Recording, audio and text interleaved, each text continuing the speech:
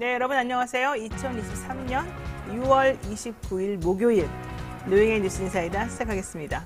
오늘이 바로 그 유명한 6.29입니다. 1987년 6월 29일에 당시 그 노태우 민주당이당 대표였죠. 직선제 개헌 요구를 하는 이 민주 시민들, 이 학생들, 군인들 했고요.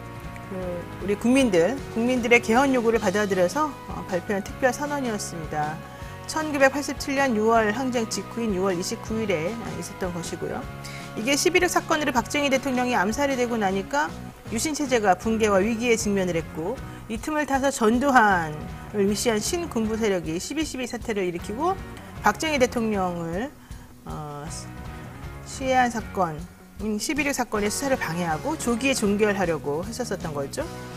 그 이후에 전두환이 정권을 잡고 본인의 임기를 마친 다음에 노태우, 같은 육군사관학교 출신의 노태우에게 자리를 넘겨주려고 하는 와중에서 대통령을 직선제로 뽑아야 된다. 우리는 민주주의 시대에 살고 있다. 이런 국민들의 열망이 엄청났었죠.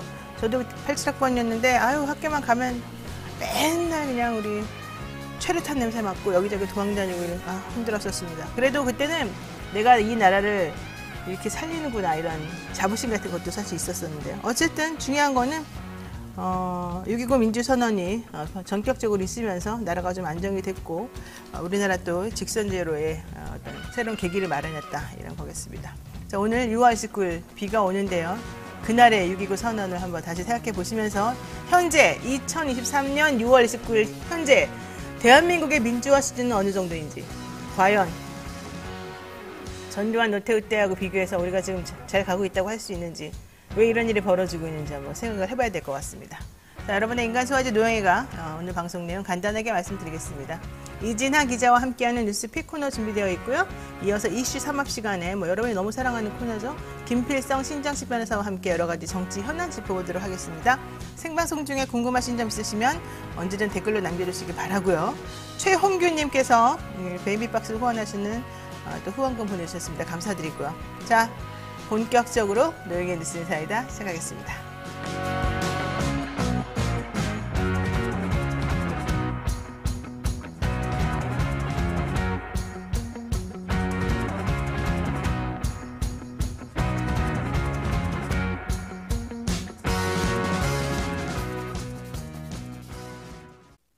네, 바쁜 아침 이것만은 꼭 알아야 됩니다. 여러분들에게 우리 뉴스 제작팀에서 엄선해서 알려드리는 뉴스 전달 시간입니다. 듣기만 해도 이해가 쏙쏙 되는 뉴스팩 시간인데요. 오늘도 이진하 뉴스토마토 기자 함께하겠습니다. 안녕하십니까? 네, 안녕하십니까? 네, 밖에 비도 좀 부슬부슬 오는데 비가 많이 온다고 그러죠? 네, 오늘 150mm 정도 중부지방에 내린다고 합니다. 150mm면 많이 오는 것 같은데. 네. 자, 여러분들 빗길에 또 운전 조심하시고요. 우리는 방송 한번 해보겠습니다. 처음에 우리가 대통령의 수능 발언이 있었을 때 이렇게까지 연결돼서 나비 효과가 있을 줄은 몰랐었어요. 그랬는데 어쨌든 정부가 사교육 카르텔을 근절하겠다고 하면서 곧바로 대한민국의 최대 규모를 자랑하는 메가스터디 본사, 그리고 UA 본사, 강남구에 있는 시대인재, 종로학원 이런 곳에다가 조사원들을 보내서 세무조사를 지금 아주 가열차게 하고 있습니다. 네.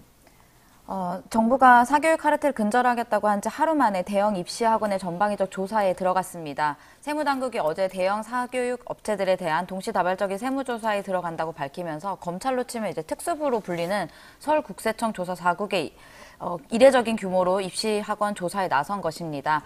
어제 오전에 국세청은 서울 서초구에 있는 메가스터디 본사, UA 본사, 강남구에 있는 시대인재, 종로학원 등의 조사원을 보내서 회계정보 및 세무 관련 자료 확보에 나섰다고 밝혔습니다.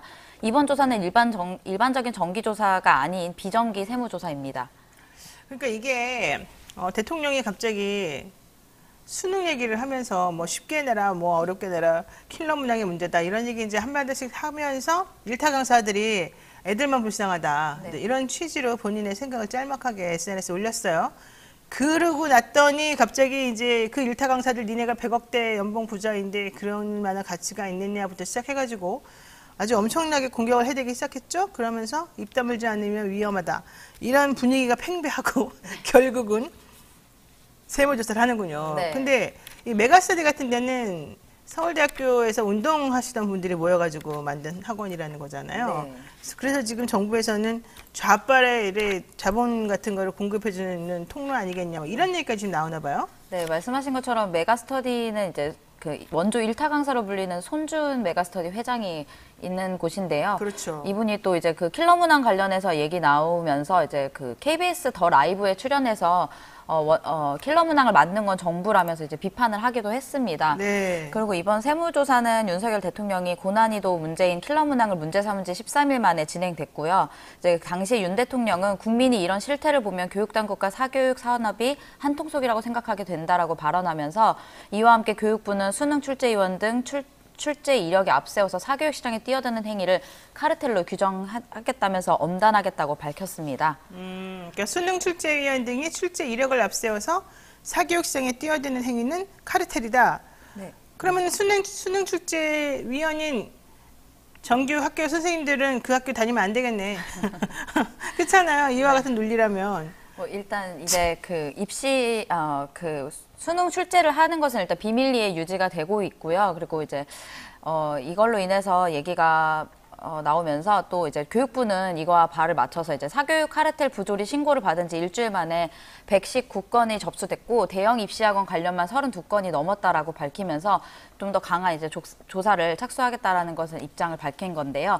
신고 내용을 살펴보면 사교육 업체와 수능 출제 체제 간의 유착 의심이 20건, 끼어 팔기 시 교재 등 구매 강요가 10건, 교습비 등 초과 징수가 11건, 허위 가장 광고가 23건 등이었습니다. 그 정도가 지금 카르텔이라는 이름으로 이렇게 그냥 막 철퇴를 내릴 만한 정도 거니까요. 그냥 일반적인 수준인 것 같은데. 자, 이번에 6월 모의고사 결과가 나와가지고요. 제가 네. 학생들한테 물어봤더니 이 정도를 가지고서 뭐 어쩌고저쩌고 하는 건 말이 안 된다. 게다가 국어 같은 경우는 또 되게 쉬웠다고 그러면서 네. 아이들이 이거보다 더 어떻게 그러면 변별력을 뭐 맞춘다면서 하겠다는 건지 우리 너무 불안하다 이런 얘기를 많이 하더라고요. 네. 자, 그러면은 입시 학원이나 이런 데부터 뭐 수능 쉽게 내라 공교육 차원에서 좀 더 그쪽으로 신경 써라 할 수는 있는데 거기에다 대고 뭔가 한마디 했다고 바른 소리 했다고 곧바로 세무조사를 국세청에서 때린다? 이거는 너무 심한 거 아닙니까? 네, 일단 그래서 입시 업계에서는 대대적인 조사가 시작되니까 이제 많이 긴장한 모습인데요. 한 업계 관계자는 과거에도 사교육 이슈가 있을 때 대형 학원을 대상으로 세무조사를 한 적이 있었는데 이번 비정기 조사는 이명박 정부 이후 처음인 것 같다라고 이제 밝혔습니다. 네, 자, 인 대통령의 수능 관련 발언으로 지난 19일에 한국교육과정평가원의 이규민 원장이 사임을 했고요. 이보다 앞서 대입 담당 교육부 국장도 경질되는 등 입시 관련 책임론이 계속해서 불거지고 있습니다. 몰챙이님께서 이런 말씀하네요. 세무조사하면 누가 돈 벌겠습니까? 전관 변호사들 혹은 전관 세무 직원들, 국세청 출시 뭐 누구누구 이런 사람들 돈 버는 거 아니겠습니까? 이런 것도 카르텔 아니에요? 네, 참. 근데 솔직히 조금 이거 맞는 건지 저는 개인적으로 좀 무서웠어요. 자, 입시업계에서는 당연히 이제 긴장할 것이고요. 지금 그 일타 강사라고 불리우는 선생님들도 되게 불안에 떨고 있답니다. 네. 그래서 만약에 내가 일타 강사라면 잠시 쉴 것 같아요, 활동을. 어디 딴 데라도 나가 있을 것 같아요. 자, 다음 이슈 보겠습니다. 네, 다음 이슈는 역대급 장마가 예고됐는데요. 올해 장마가 좀 이르게 시작된 거라고 이제 이야기를 했습니다. 기상청에서. 지난해 폭우와 태풍 그리고 집중호우 등으로 수도권은 물론 지방도시 곳곳이 잠겼었죠. 특히 지난해 서울 도심에서 반지하가 잠기고 전국의 지하 주차장도 잠기면서 인명피해까지 발생했는데요. 침수가 1년이 지났지만 여전히 대비는 부족한 것으로 보입니다. 지금 사실 그때 대통령이 딱 반지하 쳐다보면서 여기가 뭐 거기야 어쩌고 했던 그 사진이 딱 기억에 남는데 어쨌든 장마가 좀 이르게 시작이 되고 벼락이 그렇게 자꾸 치더라고요. 벼락, 천둥 이런 게 진짜 나라가 어수선하니까 정말 날씨까지 불안하게 만드는데 어쨌든 중요한 거는 강남 지역을 비롯해서 침수의 피해인 것 같아요. 네. 대비가 사실은 제대로 안 됐다 이런 소리가 많이 나오는 거죠. 네, 어제 뭐 단독 보도들이 좀 나왔는데요. 전날에 서울신문 같은 경우에는 서울 4개구 반지하 1648가구에서 침수 우려인 것을 확인됐다라고 이제 밝혔고요. 침수 위험 지하 주차장도 65%에 이르는 것으로 확인됐습니다. 지난해 뭐 손해보험 업계에서 접수된 차량 침수 피해액도 무려 1,300억 정도가 이제 발생했는데요. 흰남도 태풍 때 이제 포항에서 지하 주차장에 침수됐었죠. 그래서 7명이 숨지는 사고도 있었는데 올해도 이제 이어지지 않을지 이런 이제 걱정이 좀 되고 있습니다. 맞아요. 흰남노 태풍 때 지하 주차장이 침수가 되고 7명이 안타깝게 사망하는 그런 사고도 있었는데 중요한 거는 공동주택 지하 주차장도 지금 단속이 필요하다 이런 얘기 같아요. 네.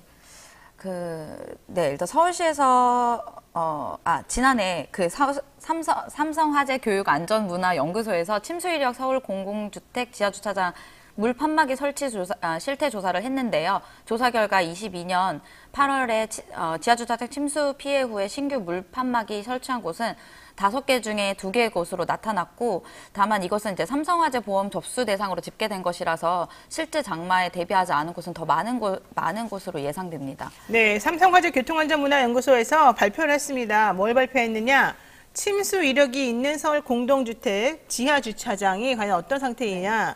물막이판을 설치 제대로 했느냐, 이런 결과를 확인한 거죠. 네. 조사를 해봤더니 작년 8월 지하 주차장 침수 피해 이후에 물막이판을 설치한 곳이 한 5개 중에 2개 정도인 것으로, 그러니까 한 40% 정도가 추가로 설치한 것으로 나왔는데 이거 가지고는 부족하다 이런 얘기입니다. 그래서 실제 장마를 대비하지 않은 곳이 더 많지 않을까 걱정이 된다는 거고, 올해는 특히 장마가 좀 더 예전보다 일찍 오고 오래 지속될 거라고 얘기가 됐기 때문에 좀 더 꼼꼼하고 아주 완벽한 그런 대책이 필요하지 않겠냐 이거 같습니다. 현재 정부랑 지자체에서는 근데 물막이판 설치 비용을 다 주지 않고 반만 준다 그러고, 또 사실 서울시 오세훈 시장은 포세이돈이라고 막 불릴 정도로 오세이돈이죠. 포세이돈이 아니라. 어쨌든 오세이돈이라고 불릴 정도로 이 물과 관련된 대처나 능력은 좀 떨어지는 걸로 제가 인식을 하고 있어서 예, 잘 하실 것 같지는 않아요. 솔직히 말하면. 그렇지만 그래도 지금이라도 빨리 늦지 않았으니까 열심히 하시기 바랍니다. 네, 용산에 벼락 맞은 멧돼지가 발견됐다는 소문이 돌지도 모릅니다. 라고 순이님이 말씀하셨는데 제가 말한 게 아니라는 거 다시 말씀드리겠습니다. 자, 이진아 기자 수고 많으셨습니다. 고맙습니다. 네, 감사합니다. 네, 생방송 댓글 참여 계속 부탁드리고요. 저는 잠시 후 이슈 3합으로 돌아오겠습니다.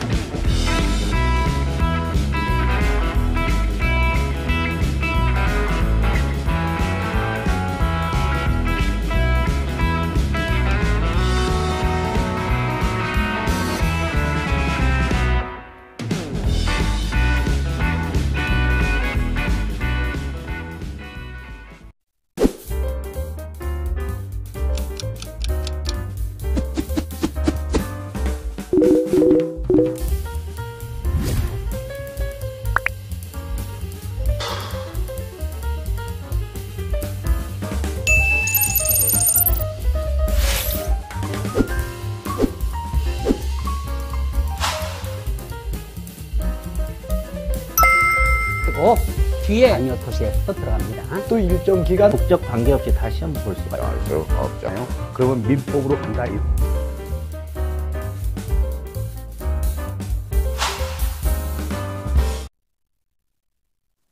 네, 매주 목요일 3명의 변호사와 함께하는 톡쏘는 정치평론 시사 맛집 이슈 3합 시간입니다. 자, 오늘도 2분 모셨습니다. 대한민국에서 이 2분 모시기 너무 어렵습니다. 이제 신장식 변호사님, 김필선 변호사님 2분 어서 오세요. 네, 안녕하세요. 네, 요즘 너무 바쁘시죠? 신 변호사님은 어떻게 일신상에 변화가 좀 있어요? 다음 주부터 청취율 조사 기간이 시작됩니다. 마지막 청취율 조사가 아니기를 바라면서. 왜요? 근데 어떻게 그럴 수가 있어요? 이게 계약 기간 같은 건 없어요? 아니 그런 건 없고요. 계약 기간은 따로 없는데 문제는 이동관 특보가 내일 29일 날 임명된다는 썰이 있기 때문에. 맞아요, 나도 들었어요. 그분이 사람이 과거를 보면 미래에 어떻게 할지가 눈에 보이잖아요. 예. 과거에 했던 일들을 생각을 해보면 KBS를 우선 제끼고 두 번째로는 MBC를 향해 러쉬를 하지 않을까. 예.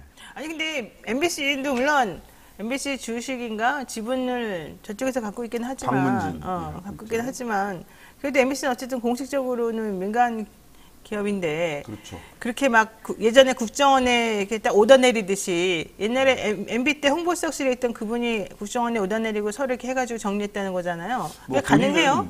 본인은 지시한 적도 없고 보고받은 적도 없고 그 말하죠. 문건을 본 적도 없다. 굉장히 무능력한 사람이죠, 그러면.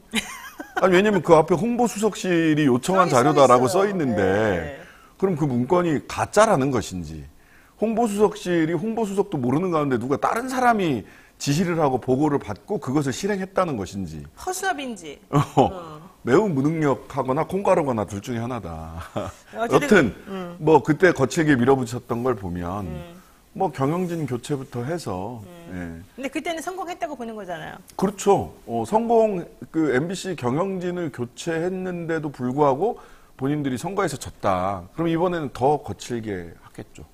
이번에 TBS 사태도요. 73억 원인가 원래 추경을 오세훈 시장이 편성해서 해주기로 막 했다가 이 서울시 의회 국민의힘 소속 의원들이 6명인가 뭐 있고 민주당 소속은 3명인가 그렇다더라고요. 그 투표하는 사람들이. 근데 거기에서 아무리 SBS 출신인 이 현재 정 사장이 정 대표가 니네가 하라는 대로 내가 다 했어라고 해도 그쪽 국민의힘 쪽 시의원들이 하긴 뭘 다 해, 더 해 이래가지고 서로 싸워서 결국은 73억도 안 주기로 결렬이 나버렸잖아요.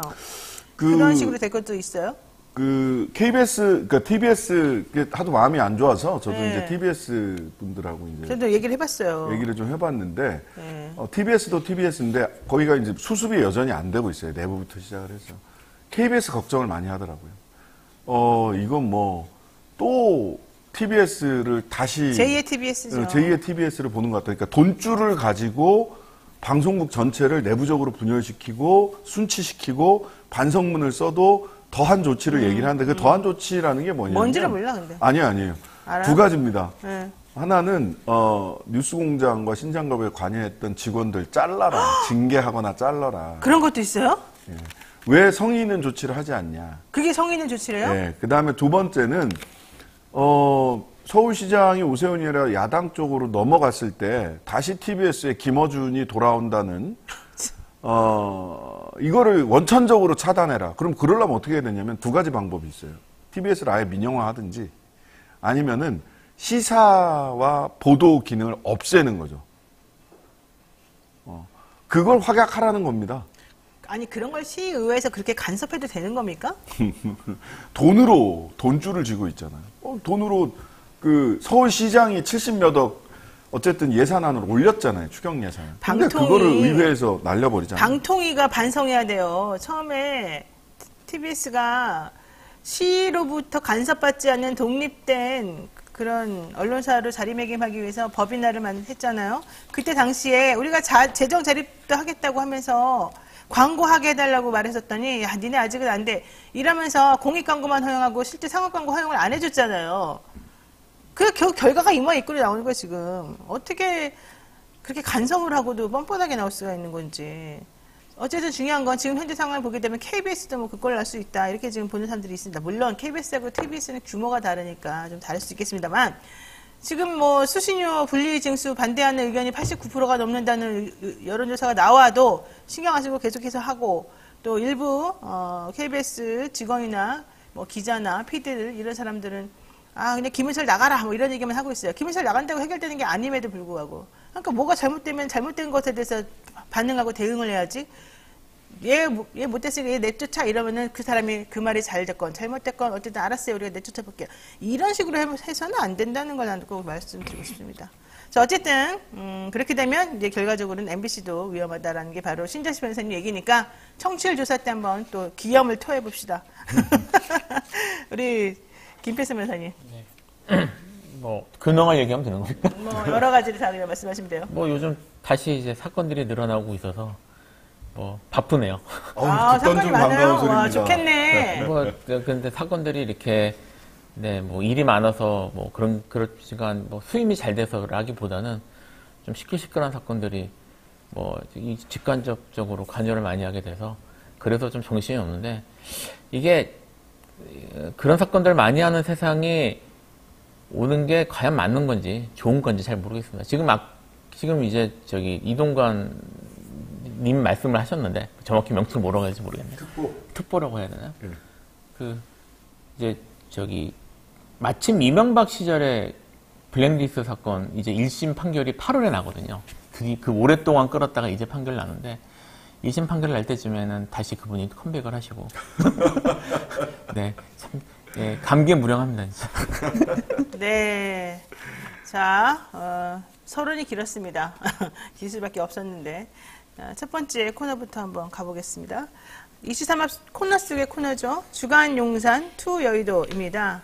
용산부터 여의도까지 한 주간에 있었던 여러 가지 이슈들에 대해서 촌철살이 멘트 한번 해보는 건데요. 우선 영상으로 문제적 발언이 있었던 것을 한번 보고 그리고 난 다음에 이야기 나눠보도록 하겠습니다.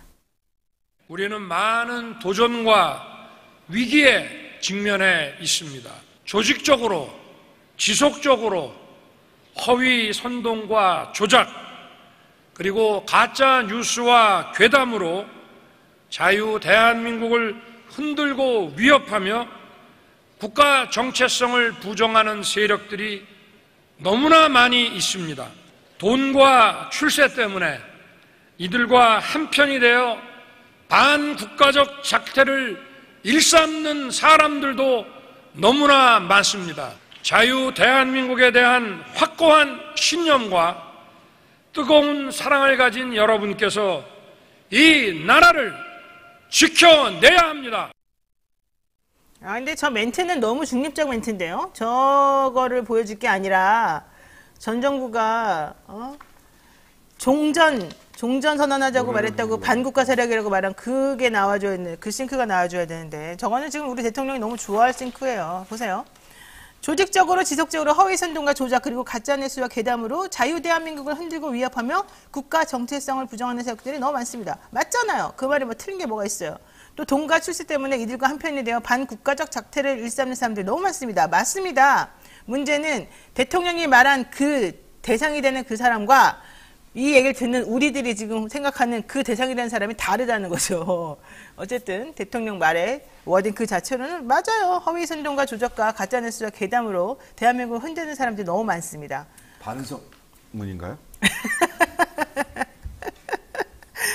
저는 패널이 아니라는 거. 여러분, 저는 중립적 상황에서 항상 주어가 없습니다. 항상 보수적 입장에서 방송하고 있다는 걸 꼭 여러분들께 주어 말씀드리겠습니다.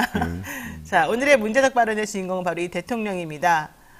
가짜뉴스와 괴담으로 자유 대한민국을 흔드는 반국가적 작태를 일삼는 사람이 너무 많다.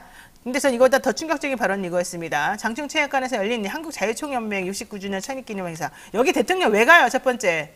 여기 24년 만에 갔다는데 24년 동안 간 사람도 없어요. 한국자유총연맹 69주년 기념에 대통령이 왜 갑니까? 자, 두 번째. 오늘 대답 안 하겠죠. 이 말이 정말 끔찍했습니다. 왜곡된 역사의식, 무책임한 국가 관을 가진 반국가 세력들이 북한 공산 집단에 대해서 유엔 안보리 제재를 풀어달라고 요청하고 종전선언을 노래 부르고 그러고 다녔다. 무슨 소리예요? 문재인 정부가 종전선언 그때 한창 희망했었었는데 문재인 정부가 결국 반국가 세력이라는 거잖아요. 이게 맞는 말입니까? 도대체 현재 대통령이 지난 대통령한테 너는 반국가 세력이야 이렇게 말할 수가 있습니까? 그것도 종전선언 해달라고 말했던 이유로? 일단 제가 반국가 세력이라는 말을, 반국가라는 표현을 딱 들었을 때 이제 경험이 있는 변호사라면 당연히 국가보안법을 떠올리겠죠. 그러니까. 예, 반국가 단체라는 개념이 국가보안법의 중요한 개념인데. 불순분자들. 예, 여기에 이렇게 돼 있어요. 제가 좀 찾아놨는데 반국가 단체라 함은 정부를 참칭하거나 국가를 변란할 것을 목적으로 하는 국내외의 결사 또는 집단으로서 지휘 통솔 체제를 갖춘 단체를 반국가 단체라고 합니다. 네. 전 정권이 정부를 참칭하거나 국가를 변란할 목적이 있었다고 지금 주장하는 건데요. 전 정권에서 최고의 공직자를 지낸 분께서 이렇게 말씀을 하시면 이걸 과연 어떻게 받아들여야 될지 모르겠다는 생각이 첫 번째 들었고요. 그렇죠? 그리고 종전선언을 추진했다는 것을 반국가 세력이라고 얘기를 한다는데 잘 아시겠지만 그 평화통일은 대한민국 헌법 전문에 나오고요. 헌법 네. 정신이에요. 네. 그러니까 평화통일, 그러니까 그 한반도의 평화정치학 이런 것들이 그 헌법 정신인데 현재 지금 우리가 휴전 상태잖아요. 그러니까 휴전 상태를 종료하고 그리고 저기 명실상부한 평화 체제로 가자라고 생각을 해서 추진했던 게 지금 이거 종전 선언이었던 건데, 평화 통일을 추진하는 게 반국가 행위라고 한다면 도대체 이분이 생각하는 건 뭔지, 헌법대로 하는 게 아니라 헌법대로 하지 않는 것이 반국가 단체라는 건지 도대체 뭔 말인지 알 수가 없어요. 아니, 종전 선언을 노래 부르고 다녔다. 반국가 세력이. 무책임한 국가관을 가지고 있다. 왜곡된 역사관을 가지고 있다. 자유대한민국의 국가안보가 치명적으로 흔들렸다. 그래서 내가 한미동맹을 강화하고 한미동맹을 핵 기반으로 격상시킨 것이다. 한미동맹을 핵 기반으로 격상시켰다고 말하고 있어요. 그리고 우리는 중국으로부터 무시만 당해왔는데 내가 그래서 글로벌 중추 외교로 발돋움 시켰다. 이렇게 말씀하고 계십니다. 맞아요? 우선 국가보안법상 불고지죄 아닙니까? 알고 있었으면 신고를 해야지 왜 신고를 안 해? 본인이 수사기관의 수장이었으면서. 본인이 진짜 몇 년 동안 거기서 네. 검사장 되고 검찰총장까지 했는데. 불고지죄 아직 위헌 결정 안 났죠? 네.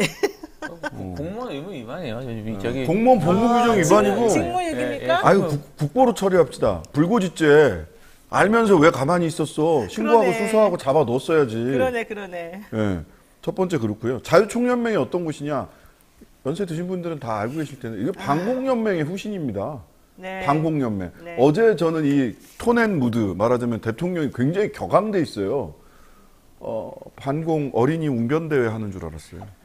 제가 어렸을 때 많이 나갔기 때문에 나도. 어떤 톤앤무드로 하는지 알아요. 어떻게 해야지 상 받는지 어떻게 나도 상 알아요. 받는지 제가 네, 정확하게 우리 상 받았어요. 이 연사 힘차게 외칩니다. 이렇게 하면 되거든요. 그 내용과 달라진 게 뭐냐는 거예요. 톤앤무드 내용 어린이 방공 80년대 어린이 방공 웅변대회예요. 아니 그렇게 했을 거면 6.25 형사 갔어야 되는 거 아니에요? 왜 전수회는 가고 거긴 안 가고 저기 가서 또 딴소리 하고. 왜냐하면 왜 자유총연맹에 갔느냐? 저는 네. 왜 갔는지 알겠어요. 왜 갔어요? 내년 총선 대비용이죠. 자, 내년 총선 준비에 자유총연맹 소위 3대 관변단체가 있죠. 새마을, 바르게, 자총. 지역 가보면 다 알아요. 새마을, 바르게, 자총. 세 개예요. 바르기살기운동, 새마을운동, 네, 새마을운동협의회 자총. 보통 그렇게 얘기를 해요. 뭐 아닌 분들도 많이 있습니다. 근데 이제 자총 같은 경우가 전국에 다 지부가 있고 많고요. 그 다음에 자유총연맹 무슨 관련 법률에 따라서 국가 지원도 받아요. 자유총연맹이라는 그 명칭 자체도 다른 데는 사용할 수 없게 아주 그냥 법으로 딱 규정해 놨어요. 그래요? 예. 자유총연맹이라는 명칭을 다른 단체는 사용할 수 없어요. 네. 다른 단체가 사용하면은 혼납니다. 법으로. 네. 그러니까 내년 총선 동료용입니다.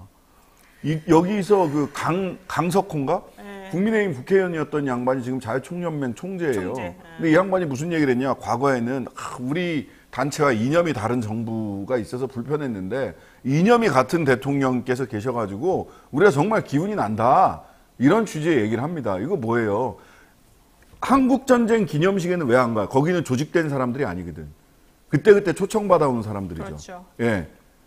그런데 자총총회는 69주년인가? 거기는 왜 가? 조직된 사람들이거든요. 거기는 지역사회를 다 이렇게 지역사회에서 이렇게 다 방귀깨나 끼는 사람들이 자총에 다 들어가 있어요. 네. 선거용입니다. 선거용.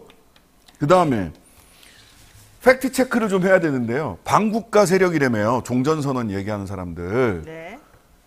자, 문재인 대통령과 바이든이 만나서 바이든이래. 트럼프가 만나서 합의문에 종전선언 지지한다고 나와요. 바이든도 종전선언 지지해요. 중국도 종전선언 중국 얘기하면 이건 뭐 중국 공산당이라고 하려나? 어쨌든 한미동맹의 수장 대통령, 상대방, 카운터 파트너들이 전부 다 종전선언 지지합니다. 어쩌자는 거예요, 그러면? 미국도 뭐 국보로 압색하고 불고지죄에다가 반국가 단체 지지 방조했다고 뭐 압색하고 구속할 거예요? 수사할 거예요? 기소할 거예요? 바이든 트럼프 다 해. 그러면은 그 진정성을 제가 인정해 드릴게. 팩트 체크가 말이 안 된다. 그 다음에 종전선언하면 유엔사 해체됩니까? 해체 안 돼요. 더군다나 유엔사는 사실은 형식상 여러 가지 권한이 있지만 미군이 사실은 유엔사 모자 쓰고 있는 거잖아요. 네. 미군 철수합니까? 종전선언 한다고? 바이든, 트럼프가 다 동의했는데? 거짓말이야. 사실관계 팩트 체크부터 좀 하시라고요. 네. 아이고야, 참. 반공 어린이 웅변대회. 사실 좀 섬뜩한 느낌이 드는 게요. 이게 그 논리 구조가 이거예요. 그러니까 그 종전선언을 하니까 반국가 단체고, 사실 반국가 단체란 말을 한다는 건 종북이라는, 우리나라에서 사실은 반국가 단체라는 말이 그런 의미로 쓰고 있으니까 이분들이 외치는 종북 이런 거 연결되는 개념인데, 그 58년, 59년에 조봉암 선생이 조봉암 선생님이 그분이 그 반공법하고 국가보안법 이렇게 처벌을 받을 때 그 유죄가 나온 주요 논리가 평화통일을 주장한다였거든요. 그때 당시에는 이승만 때여서 북진통일이 국가 방침이었는데 그분이 평화통일을 주장했다는 게 이유였어요. 근데 그 평화통일이 북한이 그때 당시에 평화통일을 주장을 했거든요. 북한하고 주장이 같다라는 이유로 그게 중요한 그 유죄 이유가 됐는데, 그때 문제가 뭐였냐면 조봉암 선생님도 그렇게 얘기를 했는데, 평화통일이 그때 유엔의 입장이었어요. 유엔의 입장이었고, 그 유엔의 입장이 된 이유가 미국이 평화통일을 밀었거든요.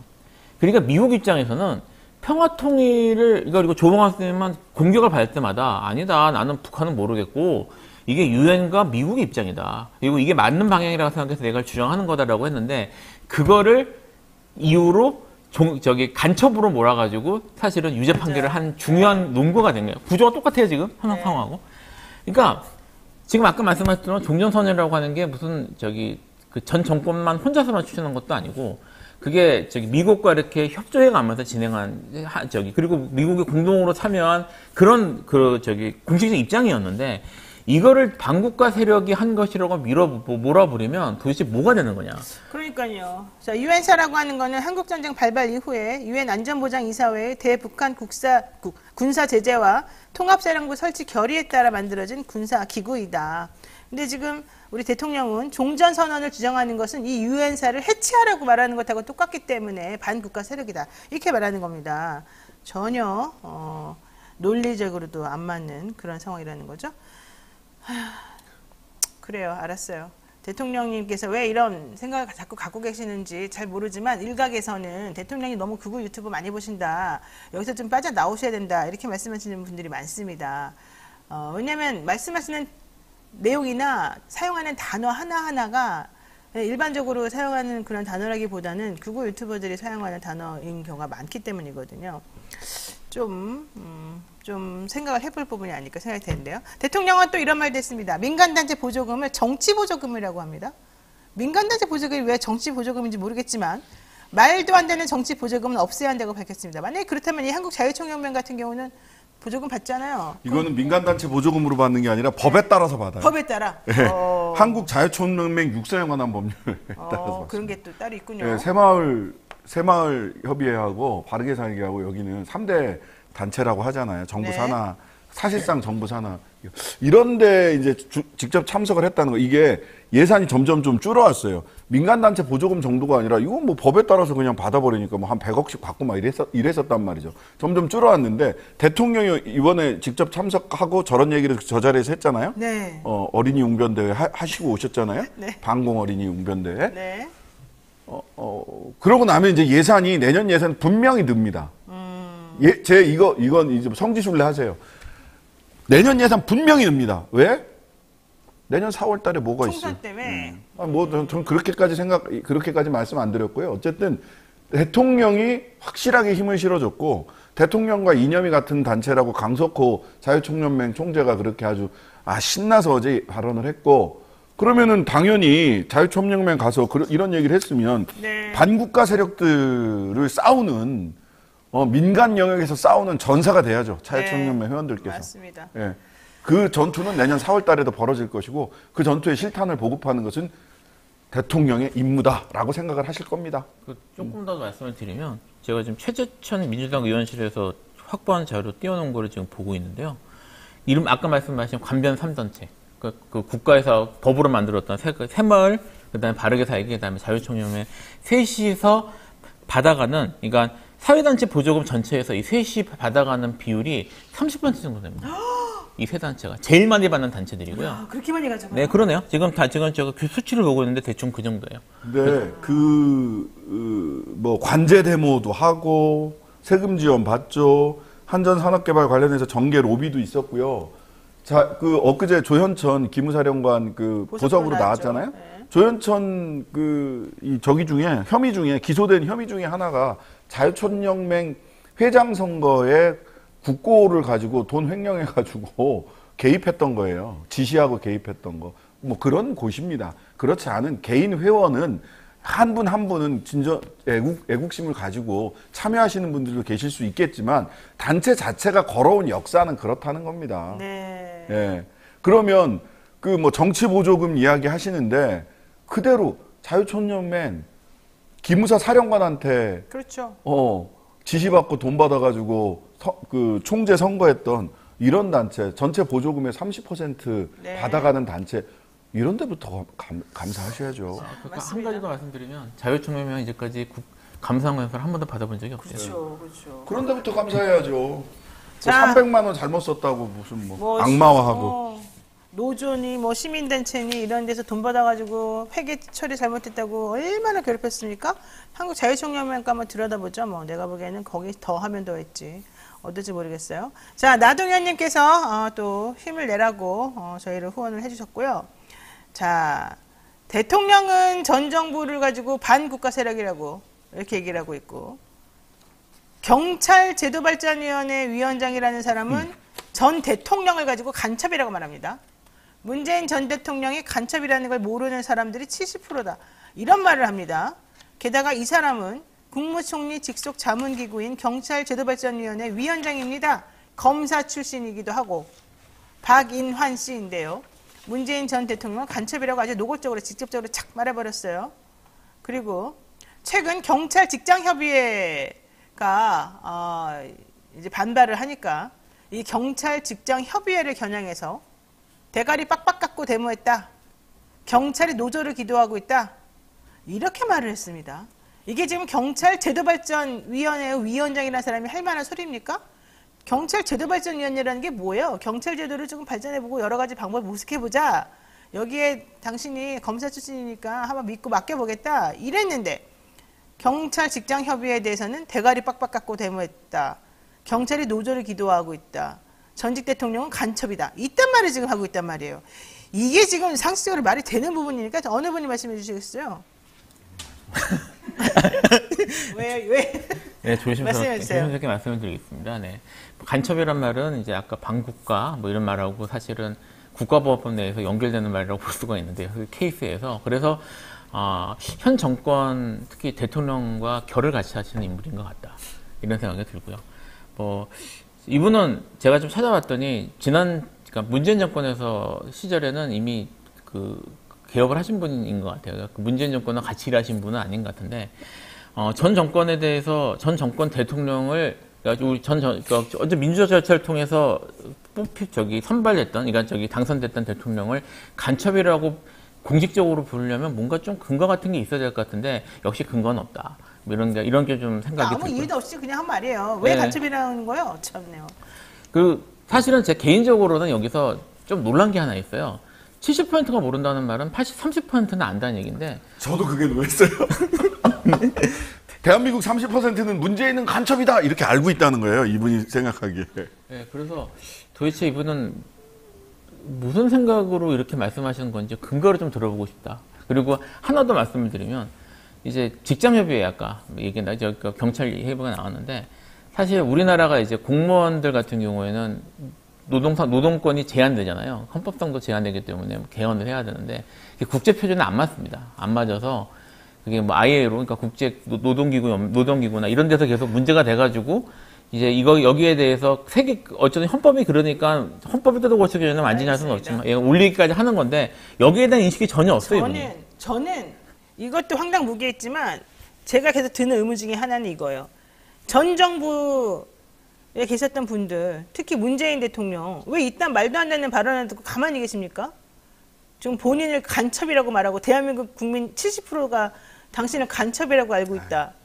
이런 사람하고 뭘 싸워요. 뭘 싸워 정도가 냅둬. 아니지. 한두 번도 아니고 대통령이 그리고 현재 대통령이 본인이 지금 반국가 세력이라고 지난번 정부를 말하고 있는데 그러면 본인은 문재인 대통령은 반국가 세력의 뭐 수괴였다는 얘기예요? 이게 말이 안 되는 건데. 아니, 윤석열 대통령이 방북가 대력의 수계면 이제 거기에 이제 수사기관의 검찰총장 윤석열은 그럼 뭐야 행동대장이야? 아니 그러니까 그 말도 안 되는 모순적인 말을 하는 것에 대해서 어느 정도 좀 반응을 해주시고 그러지 말아라 이렇게 좀 표현해줘야 되는 거 아니에요? 저는 이 사람들의 이 생각이 윤석열 대통령과 이 집단의 생각이 뭐 80년대 방공 어린이 웅변대에 나오는 수준에 머물러 있는 거고 개인이 그렇다고 이런 생각을 하는 것에 대해서 뭐라고 할 수 없어요. 근데 이 사람은 개인이 아니잖아요. 대통령이잖아요. 지금 그 말씀을 드리는 거예요. 이 박인환 같은 양반이 경찰 제도발전위원회 위원장이에요. 검찰 출신인데다가 이런 생각을 가진 사람이 경찰 직협에 대해서 저렇게 대가리 빡빡 깎고 데모한다. 경찰에 대해서 이런 비하적 생각을 가지고 있는 사람, 즉 경찰 제도발전위원회에 가장 어울리지 않는 사람을 보내요. 김광동 진실화의 위원장. 거기도 진짜. 거기도 그렇게 보내요. 그 다음에 또 뭐 방통위원회 이동관 보내고요. 국민권익위원회 검사 출신 보내고요.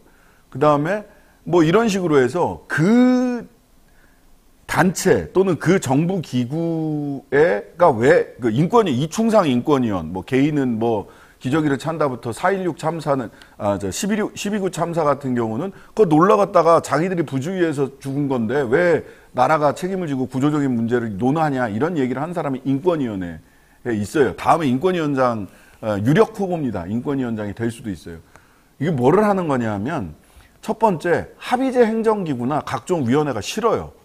거기는 왜냐하면 지시하면 바로 먹히지 않거든. 합의하고 표결해야 되잖아요. 시간도 걸리고. 그게 싫어 첫 번째. 두 번째 그래서 선택한 전술이 뭐냐. 우물의 독풀기.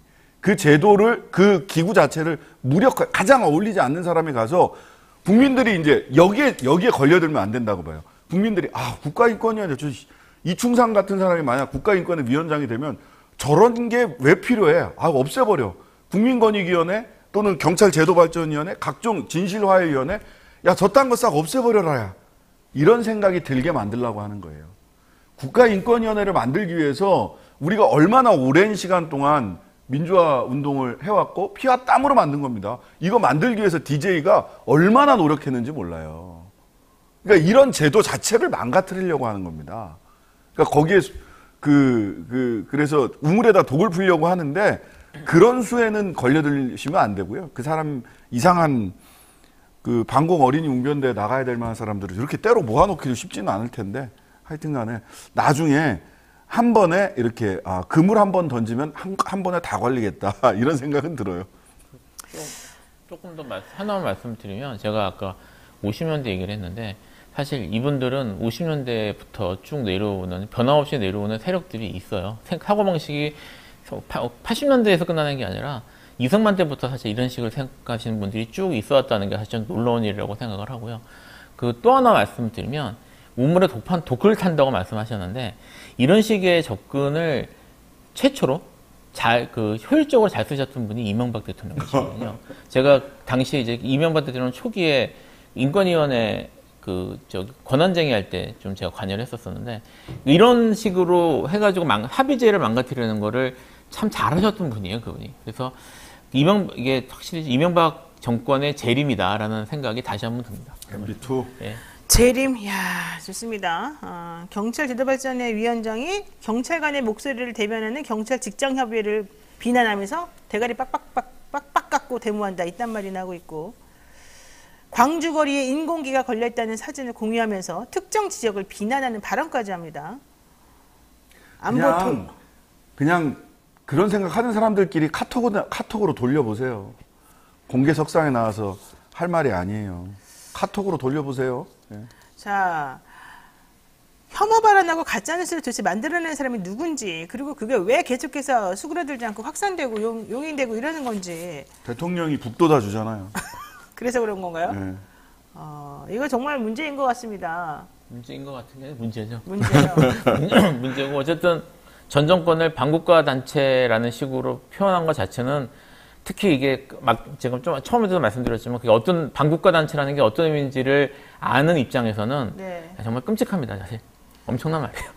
아이고 그래요. 하여튼간 나는 어느 특정한 그 위치에 있는 사람들이 자신의 지위나 신분이나 이런 것들을 망각하고 이렇게 그냥 극단적인 그런 발언 함부로 쏟아내는 거 그리고 그게 마치 정말 정의인 양 떠들어대는 거 정말 싫습니다. 자, 두 번째 이슈도 보겠습니다. 김건희 여사가 미국 언론과 인터뷰에서 나는 우리 문화를 알리는 K컬처 영업사원이다. 문화 외교에서 대통령과 정부를 지원하는 조력자로서 역할에 충실하고자 한다. 이렇게 말했습니다. 누가 임명했어? 누가 발령냈어요? 본인 남편과 함께 K컬처 영업사원으로 스스로를 천명하고 있는데, 야, 대한민국 대통령은 대한민국 1호 영업사원이고 그 부인은 K컬처 영업사원이고 영업사원들끼리 대한민국 얼마나 세일즈를 잘하고 있는지 잘할 것인지 궁금한 상황이 돼버렸어요. 자, 심 변호사님, 김건희 여사 잘하고 있어요? 뭐 평가가 필요합니까? 누가 발령냈어요, 영업사원으로? 이걸 자뻑이라고 하는 거예요. 발령도 안 됐는데 막 싸돌아다니. 회사에 발령도 안 됐는데 막 자기가 막 온갖 부서를 들쑤시고 다니고 막. 뭐 그런 사람들 뭐라 그럽니까? 네. 그런 거죠. 어쨌든 무슨 성과가 있는 거예요. 어쨌든 영업사원이라면 뭘 했다는 거 아니에요? 무슨 성과가 있어요. 사실 뭐 자랑하는 게 이 얘기 나온 맥락이 있잖아요. 네. 뻔하잖아. 넷플릭스 지난번에 미국 갔을 때 넷플릭스 이 본사 갔을 때 네네. 장관 앉을 자리에 본인이 앉아 있었잖아요. 예, 넷플릭스 사장 옆에 그렇죠. 원래 네. 장관이 장관이 대통령 이렇게 앉아 있을 자리에 거기에 그 문체부 장관 앉아야 될 자리거든요. 거기 본인이 앉아 있었고 이 막전 막후에 김건희 여사가 뭘 했다라고 하는데 그게 뭐 사실은 그 넷플릭스가 한국에 투자했던 투자금의 상승 곡선에 따르면 오히려 그게 투자가 늘어난 게 아니라 줄었다라는 네. 얘기까지는 다 알고 계신데 네. 사실 넷플릭스에 정부가 해야 될 몫이 뭐냐면요. 이거예요. 제가 봤을 때는. 봉준호 감독은요. 네. 옥자 등 해서 넷플릭스에서 매년 돈을 추가로 받습니다. 추가로? 예, 추가로. 그때 받았던 돈 말고요. 추가로 전 세계적으로 봉준호 감독이 만든 그 옥자가 그 재생되는 횟수에 따라서 추가로 돈을 받아요. 네.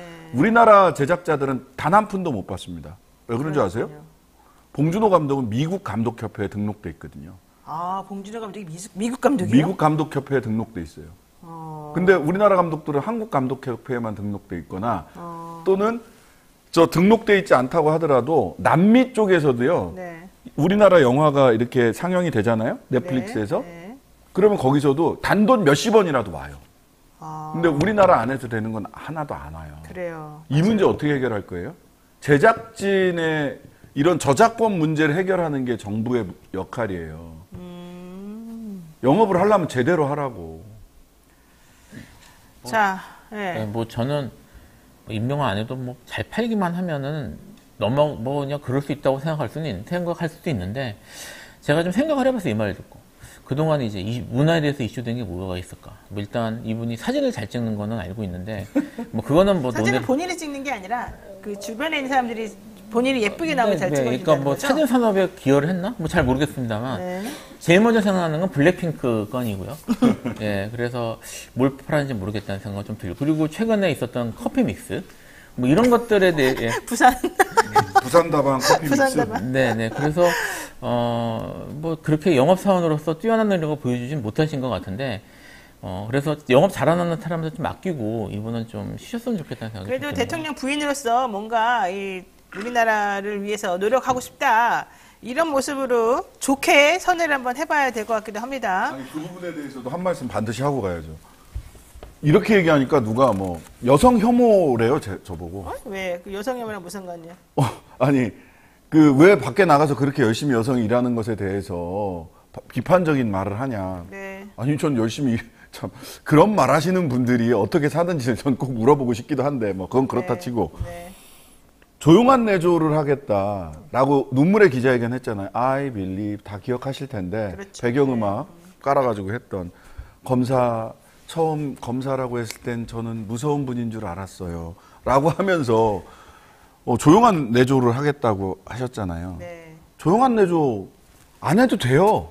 시끄럽게 해도 되고 자 좋은데 그러면 두 가지 조용한 내조에서 이렇게 공개적인 영업사원을 자처하는 역할로 왜 바뀌었는지에 대해서 국민들에게 설명해야 되십니다. 첫 번째. 네. 그리고 두 번째. 열심히 활동을 해서 나라를 위해서 좋은 일 하시면 좋죠. 공식 제2부속실을 만들어서 기록에 남고 공식적으로 책임을 질 수 있는 공식적인 시스템 안에서 하시라는 거예요. 이 두 가지 전제 없이 영업사원을 자처하고 돌아다니는 거는 다른 의도가 있다라고 생각할 수밖에 없는 거 아닌가요? 그러니까요. 참. 자, 이제 대한민국 대표 1호 영업사원 얘기도 하겠습니다. 윤 대통령이 국무회의 자리에서 프랑스, 베트남 순방 성과 이야기하면서 일자리는 기업이 만드는 거다. 여러분 잘 들어보세요. 일자리는 기업이 만드는 거다. 그런데 추경호 씨가 그랬나요? 라면값 내려라. 그러니까 딱 농심에서 딱딱 내려주고 새우깡 딱 100원씩 내려주고 과연 그게 기업이 하는 건지 관치경영이라고 하는 거 잘 모르겠어요. 어쨌든 대통령은 기업이 일자리 만드는 거다라고 생각하면서 박정희 정부 당시에 한일 청구권 협정을 통해서 우리 정부가 일본 정부로부터 받은 대일 청구 자금으로 건설업, 조선업을 육성했다. 이렇게 말했어요. 기업이 만드는 일자리인데 그 기업이 돌아가게 만든 돈은 국가와 국가가 서로 짬짬이하고 약속해가지고 받아온 그 돈으로 해도 된다. 이런 얘기인 것 같아요. 무슨 말입니까 도대체 이게. 상식적으로 무슨 말인지 이해가 가십니까? 일본 너무 감사합니다. 일본 고마운 줄 알고 사세요. 그런 이 얘기예요? 반일 종족주의자들아 이렇게 얘기하시는 거죠. 대통령은 1965년 박정희 정부 당시 한일 청구권 협정을 통해서 우리 정부가 일본으로부터 받은 대일 청구권 자금으로 제철소, 시멘트, 공장, 비료화학 공장 등을 먼저 만든 다음에 건설업, 조선업을 육성했다. 이렇게 말하면서 고마워해야 된다고 얘기한 거예요. 말하자면 일본한테. 일본이 돈 줘서 너무 고맙다고. 일본 때문에 우리가 여기까지 오게 됐다고. 일본이 1960년대에 준 돈으로 대한민국에 2023년이 있는 거라고 지금 그렇게 말하는 거예요. 이게 말이 돼요, 솔직히? 아니 지금 말한 것 자체의 역사적 경제적 평가는 둘째 치고요. 일자리는 정부의 직접 재량으로 만드는 게 아니라면서요. 근데 지금 청구권 협정으로 국가가 돈 받아와가지고 이것저것 우리나라 산업 다 만들었단 말인데 그러면 말이 무슨지 앞뒤가 안 맞잖아요. 안 맞아요, 지금 하나도. 그러니까 뭔 얘기를 하고 싶으신지를 잘 모르겠다는 생각은 드는데 사실 제가 이 정권 들어서 드는 생각 중에 하나가 너무 깊이 생각할 필요는 없다. 예, 대통령 말을? 아니 대통령 말은 어쨌든 이렇게 얘기하는 것에 대해서 깊이 있는 분석이나 이런 것들은 큰 의미가 없는 것 같다. 아니 근데 그게 말이 안 되는 게 대통령이 하는 말을 깊이 분석 안 하면 어쩌라는 거예요 도대체. 뭐 하라는 거예요. 비이성을 이성으로 이해하는 게 제일 어려워요. 아 그래요? 그러니까 받아들여야 돼요. 그런 분이 왜 이래요 두 분 대통령이라는 다. 지금 나보고 그냥 포기하라는 거잖아요 지금. 아니지. 그냥 다른 맥락에서 평소에 이게 술자리 부장님 토크가 오늘 또 나왔구나. 쭉 이야기 술자리 저 회식할 때 부장님이 뭐라고 얘기하면 그런 줄 알아야지. 그리고 말만 하면 이렇게. 뭐 그런 거 아닙니까? 아 진짜. 그리고 근데 의도는 있죠. 왜 이 시점에서 이런 얘기를 하냐. 소위 오염수 방류가 코앞에 있잖아요. 네. 오염수 방류가 코앞에 있는데 여기에서 과학대 괴담 프레임 여기다가 엊그제부터 하나 더 플러스된 게 있잖아요. 반일 민족주의, 죽창가 시즌 2. 네. 요거거든요. 그러니까 일본 고마운 줄 알아 이것들아. 이렇게 일본한테 우리도 덕을 봤는데 오염수 방류 정도를 가지고 반일 감정, 반일 프레임, 괴담. 괴담을 들고 반일 프레임에 괴담의 깃발을 휘날리며 반일 프레임에 올라탔다. 이거예요. 이 얘기를 다양한 방식으로 하고 있는 거다. 혹시 뭐 친인척 중에 일본 분이 계실까? 왜 이렇게 일본의 입장을 그냥 뼛속 깊이 공감하시는 거고? 일본의 입장이 아닙니다. 일본 극우의 입장입니다. 그러니까 좀 뭔가 좀 상식적으로 탁 납득을 잘 안 가잖아요. 아니요, 이런 분들이 있어요. 그러니까 여기서 그 얘기만 해도 사실은 1시간 이상 해야 될 수도 있는 거라서 네. 간단한 결론 말씀을 드리면 우리나라 특히 좀 옛날 분들은 일본 정말 대단해. 일본 정말 대단하고 일본이 훌륭하고 일본은 훌륭하고 우리나라만 일본을 우습게 알아. 라는 생각을 갖고 계시는 맞아요, 어르신들이 맞아요. 정말 많거든요. 이분이 지금 그러니까 그런 분들도 옛날부터 지금 이미 광복이 된 지 상당히 오랜 기간이 지났습니다. 100년까지 지났음에도 불구하고 여전히 그런 생각을 갖고 있는 사람들이 특히 스스로 상류층이라고 생각하는 사람들 중에 많습니다. 그러니까 그 정서가 묻어나는 거라고 보시면 될 것 같아요. 그래 스스로를 나는 일반 국민이나 평민하고 달라. 예. 나같이 생각하는 게 우리 귀족들만의 특권이지. 이게 상식 내가 좀 다른 사람하고 달리 내가 훌륭한 부분이지 이렇게 생각한다는 거예요. 그게 이제 좀 거슬러 올라가면요. 제가 얘기가 길어지는데 그게 그분들 대부분이 일제시대부터 잘 살았던 사람들이고 그리고 잘 살았기 때문에 친일적인 사람들이요. 예, 그러니까 이제 베이스가 그런 데다가 특히 옛날에 이제 그 해외 진출이나 아니면 해외 정보를 접하기 어려운 시절에 그때 상류층으로서 나가서 외국도 나가보고 이렇게 하면서 일본 잘 나가는 시절에 직접 외부에서 겪었던 사람들이에요. 누구요? 윤석열 대통령 70년대 일본 가서 그러니까 아름다운 나라라고 나라. 했던 그 시절? 전적으로 그 얘기구나. 예, 그러니까 그게 그런 경험이 단적으로 묻어나는 거예요. 사실. 이게 저 소니 워크맨하고 코끼리 밥통 그게 그 전 세계 제일 좋은 물건인 줄 알고 아직도 그런 줄 알고 계시는 분들이세요. 일본을 소니 워크맨 안 만들어요 지금. 지금 요즘 뭐 레트로 때문에 뭐 만든다고 하죠. 나왔어요. 레트로 네. 망했어요. 네, 일본을 나쁘게 말하려는 게 아니고 일본이 못됐다고 말하는 것도 아니고 대한민국 사람이라면 대한민국 중심적인 입장에서 대한민국 사람들에게 얘기할 때 좀 신경을 좀 써달라. 그리고 그런 기본 마인드가 있어야지 사실 행동도 달라지는 거라 좀 위험스러운 상황이 좀 벌어지고 있다 이렇게 느낀다. 이걸 말하고 싶은 겁니다. 대통령 어쨌든 해외 나가는 거 되게 좋아하시고요. 해외 나가는 거에서 스트레스 하나도 안 받으신다고 너무 행복하다고 지난번에 고백도 하셨는데 또 7월에 유럽 가신다는 거잖아요. 나토 정상회담? 너무 많이 가는 거 아니에요? 지금 경제도 엉망진창인데? 왜 이렇게 맨날 외국만 가는 거야? 뭐 나가는 건 좋다고 생각해요. 그래요? 오히려? 나가서 이런 태도를 가지셨으면 좋겠어요. 며칠 전에 그 베트남 갔을 때 전 세계 좌파 빨갱이 공산주의 세력의 3대 거두 중 하나인 호찌민의 묘에 가서 헌화하셨습니다. 대통령 부부가. 네. 예, 그러면서 대한민국 언론에서는 어떻게 홍보를 했느냐. 비가 오는데 우산도 안 쓰고 호찌민 묘역에 참배. 어제 자유총연맹에 가서 했던 연설에 따르면 압수수색해야지 무슨 참배야. 호치민 묘를 그냥 파가지고 뼈를 갈아 마셔도 모자랄 사람한테. 그러니까요. 그러지 말라는 겁니다. 그러지 말고 국익을 위해서 호치민 묘에 가서도 고개를 숙이듯이 어디를 가서라도 영업사원으로서 국익과 우리 국민들의 한반도의 안보와 외교를 위해서 그렇게 고개 숙일 줄 알았으면 좋겠다. 많이 나가는 거 좋다. 예.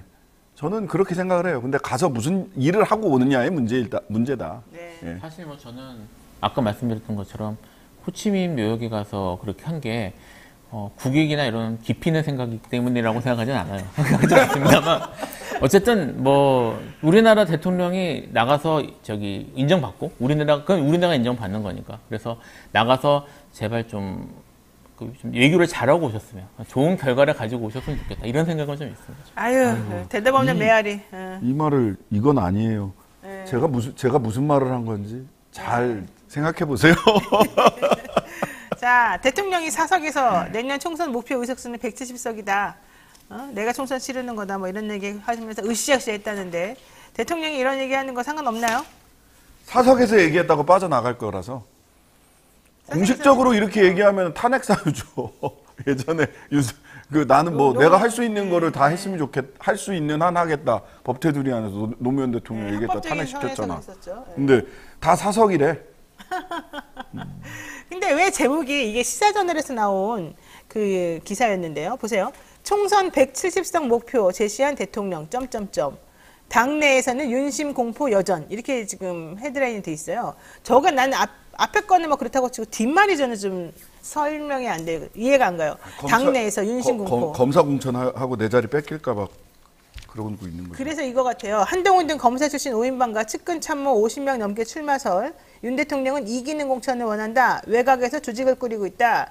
윤의 40년 지기가 물음표 이렇게 나왔단 말이에요. 그러니까 이 얘기는 대통령 말 한마디에 내가 몇십 년 동안 이 동네에서 갈고 닦았던 나의 공천을 위한 노력은 다 물거품이 될 수도 있으니 대통령의 마음에 들기 위해서 내가 노력한 이 상황이 좀 무섭다. 윤심의 공포가 지금 몰려들어온다. 이런 얘기일까요? 뭐 지금 저도 이제 기사를 다 분석하지는 않았는데 이 제목이나 이런 걸 봐서는 170석을 총선 170석은 아마도 윤석열 대통령의 훌륭한 치적 때문이라고 생각하는 것 같아요. 그러니까 윤석열 대통령의 170석을 내가 확보할 수 있으니 그러니까 내가 이 170석을 누구한테 나눠줄지는 윤석열 대통령 마음 아니겠습니까? 그러니까 윤석열의 마음이 중요하다. 어디로 가는지를 뭐 그런 것 때문에 그런 의미로 쓴 게 아닌가 싶습니다. 진짜 나는 그래서 국민의힘 사람들한테 이 말 꼭 하고 싶어요. 대통령이 원하는 사람 다 공천하면 되잖아요. 대통령이 공천에 관여하는 것 자체가 안 된다는 거 여러분 잘 알겠지만 어쨌든 그래도 대통령은 170석을 원하고 170석이 되기 위해서는 내가 공천한 사람이 나가야 된다고 생각하는 것 같아요. 그러면 대통령을 위해서 그 조국 수사했다고 교육 전문가라고 말하는 그 훌륭한 윤비어천과 마찬가지로 그렇게 한번 해주면 되잖아요.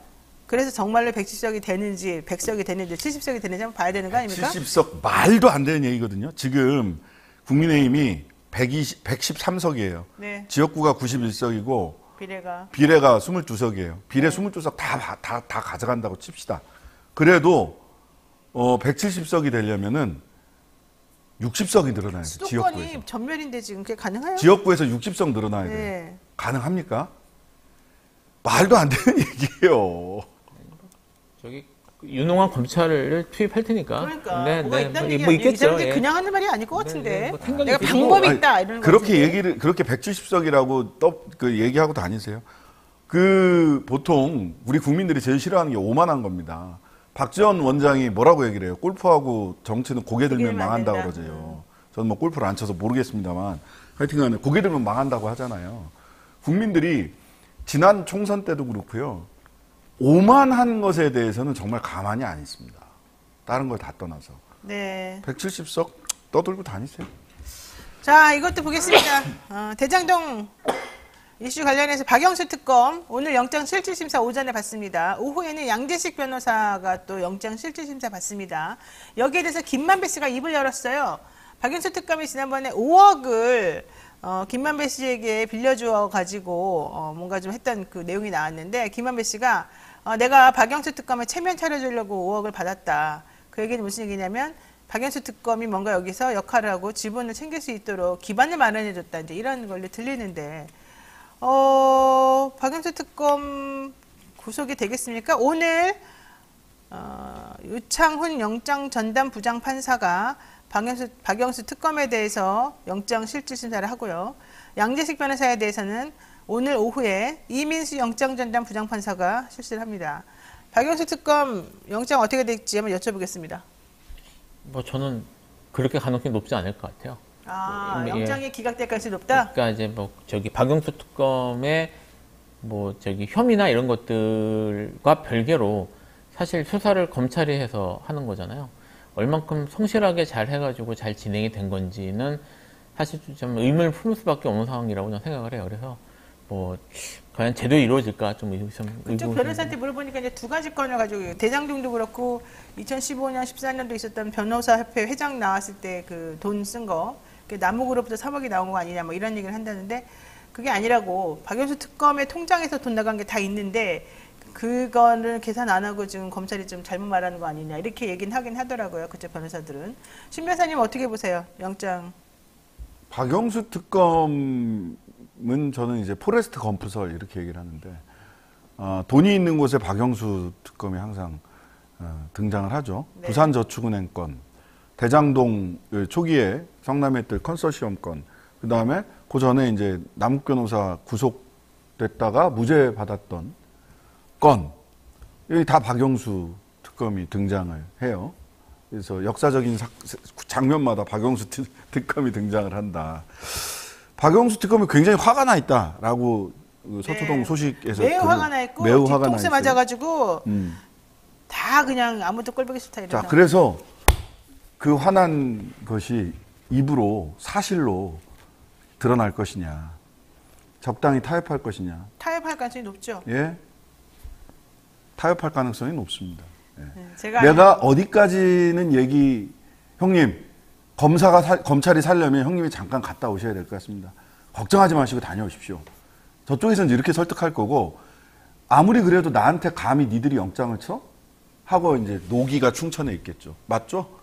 근데 노기는 있는데 박영수 특검 성격이 또 그렇게 세게 못 나가요. 박영수 특검이랑 양재식 변호사도 검사 출신이거든요. 부장검사 출신. 내가 보기엔 두 분 다 어차피 검사들이 다 고향이고 자기의 그 기반이어서 뭐가 있어도 그렇게 할 것 같지 대략 않고. 고선에서 선후배 간에 대통합과 화합의 만남의 광장이 어디선가 만들어진다. 자, 그게 어디서 만들어지느냐에 따라서 재판의 결과가 좌지우지될 가능성이 크다. 이게 만약에 대통령이 지금 임기 한 4년 되던 그럼 타임이다. 다르죠. 이러면은 나는 또 말이 완전 달라질 것 같아요. 근데 지금 이게 총선이 아직 남아있는 상황에서 1년밖에 안 지난 상황이기 때문에 사실은 조심할 수밖에 없는 거다. 지금 한 대 맞는 게 특검한테 세게 맞는 것보다 낫다 이렇게 생각을 하겠죠. 그 특검 얘기해봅시다. 아이 지금 시간 봐요. 특검 얘기 3분만 합시다. 쌍특검이 패트로 통과된 이후에 검찰이 더욱 수사에 속도를 내는 모습이죠. 김건희 여사 관련된 수사, 이원석 검찰총장이 뭐 주가 조작 한 번만 해도 패가망신하도록 하겠다 했지만 어제 너무 황당하게도 김건희 여사 내부 정보를 이용해서 주가 조작한 거 아니다 뭐 이런 식으로 민주당의 검찰대책특별위원회에서 고발한 내용이 다 무혐의가 돼버렸습니다. 어떻게 되겠습니까? 아니 뭐 물어보나 많아요? 이원석 총장께서 패가망신 얘기한 거는 국민들에게 덕담하신 거라고 보면 될 것 같고요. 게다가 장모 최은순 씨가 뭐 별발 거짓말을 다 하고 별발 작전을 다 썼다 이런 얘기가 지금 계속 노컷뉴스 이런 데서 단독으로 계속 나오고 있거든요. 그런데도 뭐 왜 이러는 거예요? 그런데도 이런 거 하나만 보면은 야 이거 진짜 이상하던데 왜 그러는 거예요? 뭘 왜 그래요? 뭐 대통령 된 이유 중에 하나가 그런 처벌받지 않으려고 하는 것도 큰 이유 중에 저는 내적 동력 중에 하나였을 거라고 생각을 하는데요. 예. 뭐 특검 전에 특검이 무용론을 만들기 위해서 하는 거죠. 지금 그리고 살라미 전술이잖아요. 네. 하나씩 혐의를 벗겨 한꺼번에 딱 해놓으면 국민들이 이렇게 좋지 않은 생각을 더 많이 하고 액션이 나올 수도 있으니까 조금씩 살라미로 하는 거예요. 근데 살라미를 아무리 얇게 점여도 무척 짜다. 국민들은 지금 입이 무척 짜고 무척 쓰다. 그래서 특검 무용론으로 가는 게 아니라 이거 봐라. 진짜 한번 특검 제대로 해봐야 되겠네. 라는 생각을 할 가능성도 매우 높기 때문에 올 11월 달, 12월 달에 민주당이 또 역풍 뭐 이런 소리 하지 말고 본회의에서 패스트트랙으로 법안 올라갈 테니까 확실하게 정리하셔야 된다. 나도 그래서 사실은 그래요. 박영수 특검 끝날 때쯤 돼서 윤석열 대통령하고 사실 사이가 좀 멀어지긴 멀어졌었거든요. 좀 얘기도 잘 안 통하고 이러저러 좀 불평불만이 조금 나왔었는데 그 이후에 1년의 시간이 좀 지났는데 박영수 특검 지금 되게 열받아 있잖아요. 네. 근데 어차피 좀 있으면 또 특검도 가야 되고요. 전체적으로 이 상황이 제가 보기에는 조만간 뒤집어지고 조만간 뭔가가 파도처럼 혁명처럼 벌어질 가능성이 있어요. 이렇다면 오히려 박영수 특검 본인이 억울하고 본인의 명예가 많이 손상됐다고 생각한다면 양대치 변호사도 마찬가지입니다. 오히려 그냥 알고 있는 걸 정확하게 얘기해서 계산하는 게 맞다고 봐요. 솔직히 말해가지고. 네? 그렇게 할 게 또 그게 진실이라면 그러니까 뭐 거짓을 말하라는 게 아니라 진실이라면 진실을 밝히고 잘못했으면 잘못한 부분 인정하고 잘못하지 않았는데 뭔가 본인이 좀 희생당하고 생각하면 또 그 부분 무엇인지 알려주고 이렇게 가는 것이 어른으로서 또 특검을 그때 성공적으로 했던 사람으로서 우리들에게 할 일이 아닌가 생각이 듭니다. 네, 두 분 말씀 오늘 여기까지 드려야 될 것 같습니다. 네. 딱 끝내드리잖아요, 제가. 저시계 좀 빠르지만. 자, 어쨌든 여러분 오늘 또 방송 같이 해주셔서 감사드리고 두 분 여기서 인사드리겠습니다. 고맙습니다. 네, 감사합니다. 네, 영친 여러분 속 좀 시원하게 풀리셨습니까? 나가기 전에 잊지 말고 구독, 좋아요 꼭 눌러주시고요. 요즘에 구독, 좋아요가 너무 아쉽습니다. 저희가 오늘 준비한 방송 여기까지이고요. 내일 아침 7시 30분에 뵙겠습니다. 네, 여러분 오늘도 하루 행복하게 보내시고요. 비 오는데 조심해서 운전하고 다니시기 바랍니다. 고맙습니다.